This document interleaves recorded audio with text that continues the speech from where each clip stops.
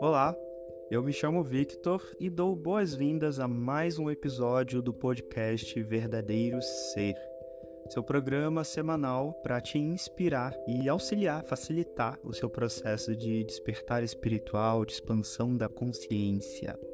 No episódio de hoje, eu vou falar um pouquinho sobre meditação. Eu vou compartilhar com vocês tudo que eu aprendi nesses anos, toda a minha experiência de meditação, todo o conhecimento, para que a gente possa ressignificar um pouco essa ideia que as pessoas têm sobre o que é meditar. Confesso que esse episódio não era o que eu tinha planejado gravar, mas eu tenho aprendido a ouvir a minha intuição. E um belo dia eu estava na casa da minha avó, olhando para o teto, observando os meus pensamentos, e eu notei que eu estava pensando sobre fazer uma meditação de conexão, algo nesse sentido. E aí eu peguei o celular e as horas estavam iguais. Quando eu vejo horas iguais, eu observo ali, eu tento voltar alguns passos atrás e perceber o que estava acontecendo, o que eu estava pensando, para fazer uma análise ali do porquê que eu estava vendo esse horário sincrônico. E daí eu entendi que era para fazer essa meditação, mas como eu sei que algumas pessoas estão ouvindo esse episódio, estão ouvindo esse podcast, tomando café da manhã ou dirigindo, indo para o trabalho, eu imaginei que ia pegar meio de surpresa. Hoje eu vou compartilhar o que eu entendo sobre meditação, vou falar um pouco sobre o que é meditação na minha experiência, no meu ponto de vista, e vou fazer um episódio bônus onde vai ser somente uma meditação, para você se preparar e saber que vai ter um bônus aí, para você estar num lugar confortável, para você conseguir tirar um momento ali de conexão. Então vamos começar por uma coisa que eu gosto de fazer muito quando eu quero analisar alguma coisa, que é pesquisar no dicionário ou até mesmo no Google a palavra, buscar mais informações sobre aquela palavra. No caso de meditação, eu sei já há algum tempo que ela vem de duas palavras, que é medita e ação.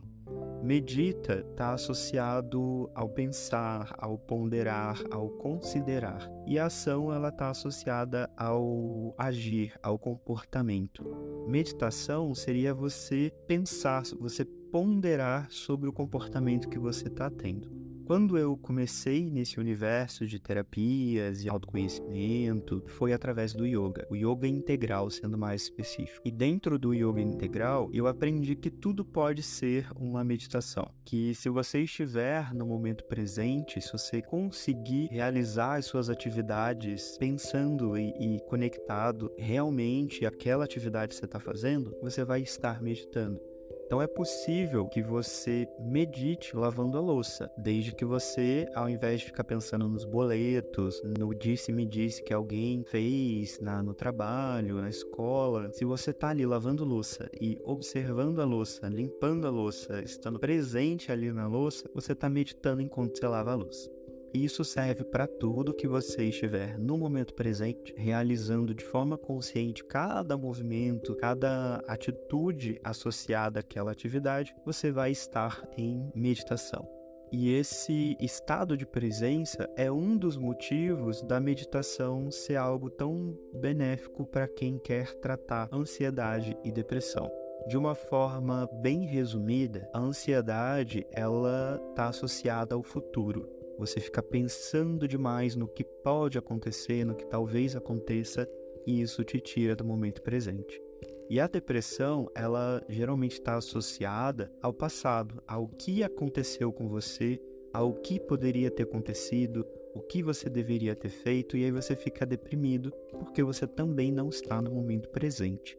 Então, quando você exercita essas atividades meditativas, o seu subconsciente vai aprendendo, vai sendo treinado a permanecer no momento presente. Em alguns textos antigos de monges, dessa galera que começou esse movimento de meditação, você encontra muito a analogia da nossa mente com algum animal selvagem.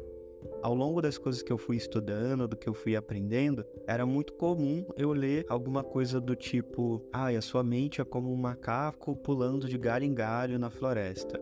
A sua mente é como um elefante selvagem correndo na savana. Então sempre tinha essa alusão da mente como algo que está sem controle, mas que é de uma certa forma natural, mas que você precisa adestrar aquilo. Se você quer conviver de forma saudável com a sua mente, você precisa adestrar. Você não pode simplesmente impulsionar a selvageria que na nossa sociedade é o comum, é o normal. Eu sei que muitas pessoas acreditam que meditar é não pensar em nada. Mas a partir desse exemplo que eu dei sobre você precisar adestrar esse animal selvagem que é a sua mente, você consegue perceber que isso é uma ação, isso é uma atitude, é um movimento, tem um trabalho aí sendo executado para você se tornar consciente. Então é normal a gente no começo não conseguir adestrar esse animal. E é um exercício, gente, uma prática, é um processo.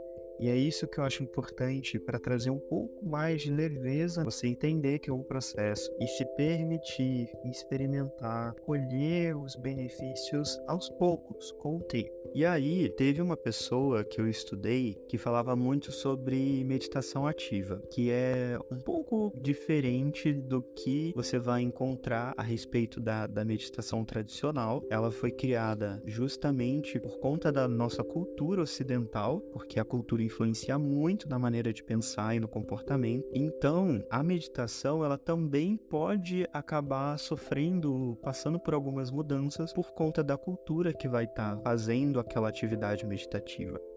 Tem meditações ativas associadas a movimentos, onde você fica repetindo o mesmo movimento ali com o corpo, e isso te coloca num estado meditativo, de você focar tanto naquele movimento que você entra meio que num transe. Tem atividades também associadas à respiração, que você vai respirando num ritmo. Tem vários tipos de respirações que podem também mudar o estado da sua consciência. Tem também o giro Sufi, é uma religião, se eu não me engano, o Sufi.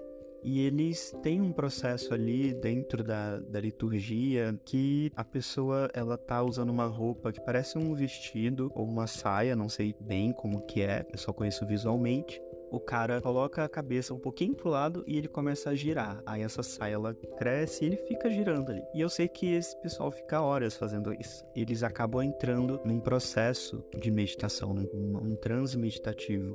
E essa coisa do giro é muito comum em várias religiões, desde religiões de matriz africanas, religiões mais pentecostais, evangélicas. Você sempre vê alguém rodando. E isso está associado também a esse estado de consciência que te conecta ao divino.